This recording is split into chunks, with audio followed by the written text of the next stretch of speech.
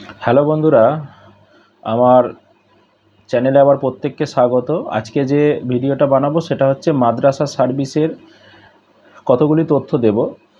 আমি পরপর বলছি, এই রিলেটেড কারো তথ্য জানা থাকলে বা আগ্রহ থাকলে তারা দেখতে পারেন। 1 নম্বর হচ্ছে মাদ্রাসা কমিশনের যে গ্রুপ ডি নিয়োগের বর্তমানে যে নোটিফিকেশান হচ্ছে বা বিভিন্ন হাইলাইট হচ্ছে সেই তথ্যটা দেব। অ্যাকচুয়াল কি হতে চলেছে গ্রুপ ডি এর ব্যাপারটা সেটা একটু ক্লিয়ার করব। 2 নম্বর যেটা বলবো, এই গ্রুপ ডি এর নিয়োগ কবে নাগাদ হতে পারে।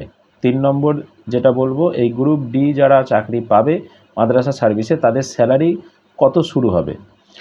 আর 4 নম্বর যেটা বলবো, এই নিয়োগের জন্যই কি পিছিয়ে যাচ্ছে, যেটা টিচার রিক্রুটমেন্ট প্রসেস অলরেডি চলছে মাদ্রাসা সার্ভিস কমিশনে, যেটা অনেকেই আমার এর আগেও কমেন্ট করেছিলেন, আমি আগে ভিডিও দিয়েছিলাম যে কবে নাগাদ এই রেজাল্ট বেরোতে পারে। তো সেটা কি এর জন্য পিছিয়ে যাচ্ছে, সেটাও কিন্তু আমি এই ভিডিওর মধ্যে আজকে জানাবো। আর একটা হচ্ছে যাদের বয়স পেরিয়ে গেছে, এটা নিয়ে অনেকেই আমাকে বারবার কোশ্চেন করছেন যে যাদের বয়স পেরিয়ে গেছে তারা কি এই চাকরি পাবে। মানে ধরুন 2010 সালে যখন নোটিফিকেশান হয়েছিল তখন তারা বিলো 40 এজ ছিল, কিন্তু বর্তমানে তারা কিন্তু কারো 45, কারো 46 এরকম এজ হয়ে গেছে। তাহলে তারা কি পাবে? এই বিষয়গুলো নিয়ে আজকে আমি এই ভিডিওটায় আপনাদের সঙ্গে ডিসকাস করব। চলুন, প্রথম যে পয়েন্টটা বলেছিলাম মাদ্রাসা সার্ভিস কমিশনের গ্রুপ ডি নিয়োগ যেটা চলছে আমি একটু ক্লিয়ার করে দিই। সেই সময় একটা নোটিফিকেশান হয়েছিল এবং তার মাধ্যমে প্রায় 24,577 জনের একটা পরীক্ষা হয়েছিল, যেটা 29/5/2011 সালে হয়েছিল। নোটিফিকেশান এটার হয়েছিল 2010 সালে। এটা জানেন যে 10 সালে যখন এসএসসি মানে নিয়োগ করছিল সেই সময় মাদ্রাসা সার্ভিসও বার করেছিল। সেই নোটিফিকেশানেরই এটা কোর্টে একটা কেস হয় এবং কেসের অর্ডার অনুসারী এবং কেসে বলেছেন যে জজ সাহেব যে এটা দ্রুত নিয়োগ করতে হবে, সেই জন্যই এটা কিন্তু নড়ে চড়ে বসেছে এবং এটা নিয়োগ করতে চলেছে। যাই হোক, বিষয়টা বলি। প্রথমে একটা নোটিফিকেশান দিয়েছিল মাদ্রাসা সার্ভিস কমিশন, আপনারা জানেন, এবং সেখানে প্রায় 24,577 জনের নাম দিয়েছিল। তাদের আপডেশন করতে বলেছিল, বিভিন্ন ইমেল আইডি, মোবাইল নাম্বার, এই সবগুলো, ফটো, সিগনেচার, এগুলো আপডেশন করতে হবে। এবং এদেরকে বলা হয়েছিল এরা কিন্তু অলরেডি পরীক্ষায় বসেছে, অতএব এদের আর লিখিত পরীক্ষা কোনো কিছু হবে না। আবার রিসেন্ট একটা যেটা দিয়েছে, সম্ভবত 9 তারিখে দিয়েছে, যে যারা গ্রুপ ডিতে সেই সময় ফর্ম ফিল আপ করেছিল কিন্তু পরীক্ষা তাদের হয়নি, তো তাদের সেই সংখ্যাটা প্রায় 73,978 জন মতন হবে। তো এদের আবার একটা নতুন লিস্ট বার করেছে এবং এদের প্রত্যেককে বাড়ি বাড়িতে একটা করে লেটার পাঠাচ্ছে উইথ রেজিস্ট্রেশন নাম্বার সহ, এবং আপডেশন করতে বলছে নিজের নিজে যেগুলো ডকুমেন্টস আছে সেগুলো দ্রুত। এবং এটা জানেন, অনেকে হয়তো জানেন না, এটা ডেটটা বেড়েছে, ডেটটা আগামী 25 তারিখ পর্যন্ত আপডেট করতে পারা যাবে। নিজের নিজের ফটো, সিগনেচার, মোবাইল নাম্বার, এগুলো সব, ইমেল আইডি, এগুলো সব আপডেট করে নেন। আশা করি এগুলো সব জানেন, আমি সেগুলো আর ডিটেলসে যাচ্ছি না। তো বিষয়টা হচ্ছে এই 73,978 জন যেটা পরের লিস্ট বেরিয়েছে তাদেরকে পরীক্ষা দিতে হবে, লিখিত পরীক্ষা, এবং যেটা হবে আগামী 1 সেপ্টেম্বর। তো এটা আশা করি ক্লিয়ার হলো। এবং আপনারা দেখে নেন কার কোন লিস্টে নাম আছে, 73,978 নাকি 24,577, এবং লিস্টের মাথায় লেখা আছে যে এদের পরীক্ষা দিতে হবে না, এদের পরীক্ষা দিতে হবে। এটা একটু ক্লিয়ার করে নেন। এবং এটা মাদ্রাসা সার্ভিস কমিশনের যে ওয়েবসাইট আছে wbmsc.gov.in সম্ভবত, তো ওই ওয়েবসাইটে গিয়ে আপনারা একটু চেক করে নেন, ঠিক আছে?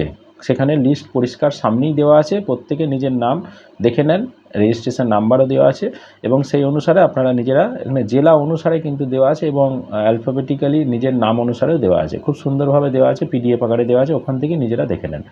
আশা করি বিষয়টা বোঝাতে পেরেছি।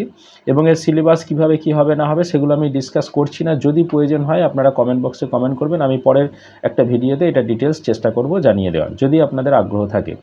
এবার আমি আসছি 2 নম্বর পয়েন্ট, নিয়োগ কবে নাগাদ হতে পারে। এই নিয়োগটা কিন্তু দ্রুত হওয়ার চান্স আছে, যদিও এই দ্রুতটা কবে এটা বলা কঠিন, তবে যেহেতু কোর্টের একটা 14 বছর, প্রায় 14-15 বছর ধরে এই কেসটা এটা ঝুলছে, মানে এই নিয়োগটা, সেই জন্য নিয়োগটা দ্রুত হতে পারে। এবং আমার ব্যক্তিগত অভিমত যে হয়তো সেপ্টেম্বরের মধ্যেই রেজাল্ট বার করে দিয়ে অক্টোবরের মধ্যে নিয়োগ হতে পারে, আমার এটা ব্যক্তিগত অভিমত। যদিও এটা মানে খুবই, যদি মাদ্রাসা সার্ভিস কমিশন অ্যাক্টিভ হয় তবেই সম্ভব, না হলে সম্ভব নয়, কারণ এত হাজার পেপার দেখা এবং এটাকে প্যানেল বার করা, এসব করা একটা সময় সাপেক্ষ ব্যাপার, কিন্তু চাইলে অনেক কিছুই হতে পারে, সম্ভব এটা। তো অতএব আশা করছি যে অক্টোবরের মধ্যে নিয়োগ হয়ে যেতে পারে, যদি না হয় ম্যাক্সিমাম ডিসেম্বরের মধ্যে হওয়ার চান্স প্রবল, এটুকুই বলতে পারি। 3 নম্বর যে পয়েন্টটা আছে সেটা হচ্ছে এদের প্রথম স্যালারি মানে গ্রুপ ডি যারা নিয়োগপ্রাপ্ত হবে তাদের স্যালারি কত হবে। এটা জানেন যে গ্রুপ ডি মানে হচ্ছে কিন্তু সবথেকে রাজ্য সরকারের নিচু পোস্ট, মানে এটাই হচ্ছে, এর নিচে আর কোনো পোস্ট হয় না। তো 2019 সালের যে রোপা অনুসারে অ্যাকচুয়াল যেটা সর্বনিম্ন স্যালারি সেটা হচ্ছে 17,000 টাকা আছে, এবং এই গ্রুপ ডিদেরও এই বেসিক স্যালারি যেটা লেভেল 1 হবে আর পে ব্যান্ড 1-1-এর মধ্যে এরা পড়বে, এবং এদের বেসিক স্যালারি হবে 17,000 টাকা। এই বেসিকের উপরে তাদের এইচআরএ পাবে 12%, 2,040 টাকা। এমএ পাবেন মানে যেটা মেডিকেল অ্যালাউন্স সেটা পাবে 500 টাকা। ডিএ পাবে হচ্ছে 14%, 2,380 টাকা। যদি এই ডিএই থাকে, বাড়লে তখন বাড়তে পারে। টোটাল 21,920 টাকা হবে। এখান থেকে 150 টাকা পি ট্যাক্স বাদ যাবে, বাদ গিয়ে 21,770 টাকা এরা স্যালারি পাবে।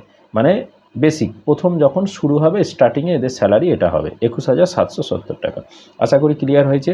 4 নম্বর যে পয়েন্টটা বললাম, এই নিয়োগের জন্য কি মাদ্রাস সার্ভিস কমিশনের শিক্ষক নিয়োগ পিছুবে? অবশ্যই। এই নিয়োগটার জন্যই আমি যেটা বলেছিলাম আপনাদের পূজার আগে একটা রেজাল্ট বেরোবার বা এটার প্রবণতা আছে, সেটা কিন্তু এখন আর হবে না।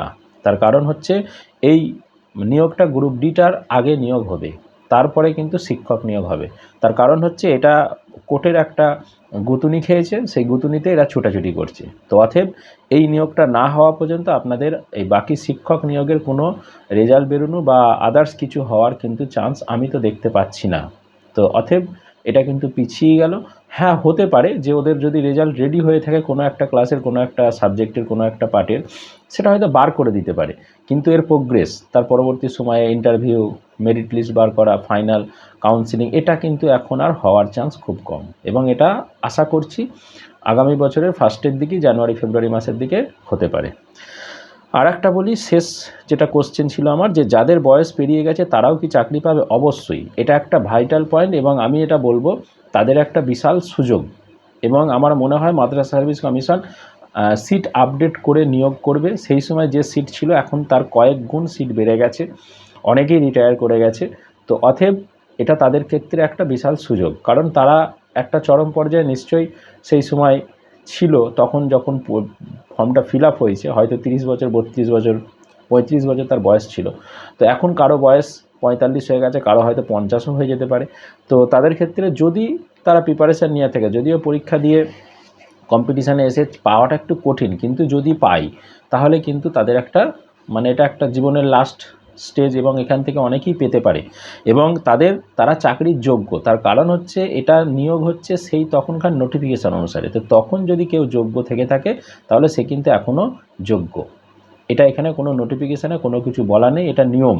যদি কাউকে বঞ্চিত করে তাহলে সে কিন্তু কোর্টে যেতে পারে, এবং কোর্টে গেলে এ কিন্তু জিতবে। তার কারণ এটা কেউ রুখতে পারবে না, কারণ সেই সময় এই নোটিফিকেশান অনুসারে যদি না হয়, নতুন করে নোটিফিকেশান হতো তাহলে ফিল আপ করতে পারতো না, কিন্তু তখন তো সে অলরেডি অ্যাপ্লাই করে রেখেছে, রেজিস্ট্রেশন নাম্বার দেওয়া আছে, অতএব সে পারবে। অতএব যারা আছেন আমার এই ভিডিও দেখছেন বা শুনছেন, তাদেরকে বলবো প্রিপারেশান শুরু করে দেন, এক্সামটা ভালো করে দেন, যদি ভালো পরীক্ষা হয় আপনি সুযোগ পেতে পারেন। এবং আমি আর একটা সিক্রেট কথা বলবো, যে এদেরকে প্রায়োরিটি দেওয়ার চেষ্টা করা হবে। যখন ইন্টারভিউ যাবে, দেখবেন যাদের বয়স পেরিয়ে গেছে ইন্টারভিউয়ে, বা যদি কোনো জায়গায় কোনো কমিশনের সুযোগ থাকে রিটেন পরীক্ষা ছাড়া, জানি না, আমার পুরো প্যাটার্নটা জানা নেই, যদিও রিটেনের পরে আবার ইন্টারভিউ হবে কি না, তো যদি হয় সেখানে কিন্তু প্রায়োরিটি দেওয়া হবে। বা যদি দুজনের সেম নাম্বার থাকে, কারো বয়স আছে কারো বয়স নেই, তাহলে যার বয়স নেই তাকে কিন্তু প্রায়োরিটি দেওয়া হবে। অতএব এটুকুই আমি বলতে পারি। ধন্যবাদ আমার ভিডিওটা দেখার জন্য। যদি ভালো লেগে থাকে অবশ্যই চ্যানেলটা সাবস্ক্রাইব করে রাখবেন, বেল আইকনটা অন করে রাখবেন, এবং এই ধরনের ভিডিও দ্রুত পাওয়ার জন্যে, এবং ভিডিওটা বন্ধুদের মধ্যে শেয়ার করার জন্য অনুরোধ করছি।